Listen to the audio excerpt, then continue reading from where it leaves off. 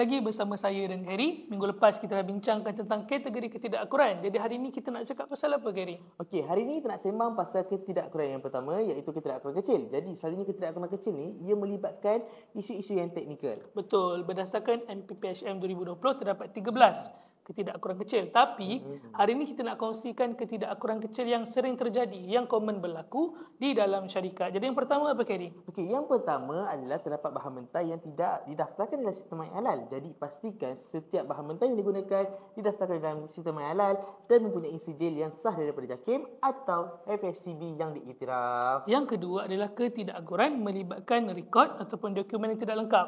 Sebagai contoh, invoice, resit pembelian ataupun rekod production tidak dapat dikemukakan kepada auditor semasa audit dibuat. Okey. Dan yang ketiga, ia melibatkan isu kebersihan pekerja yang tidak menepati GHP, Good Hygiene Practices.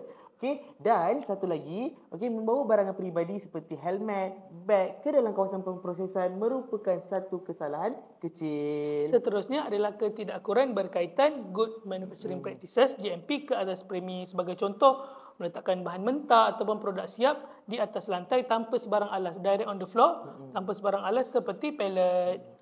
Dan yang terakhir sekali, ia melibatkan latihan halal. Bagi siapa yang tidak lagi mendapat latihan halal seperti halal awareness training, boleh dapatkan dengan penyedia latihan halal ataupun dengan kami, Humaira Global. Itulah antara non-conformance ataupun ketidakakuran kecil yang sering berlaku di dalam syarikat. Stay tune dengan video-video kami untuk kita bincang next topik. Jadi jangan lupa like and follow. Comment and share.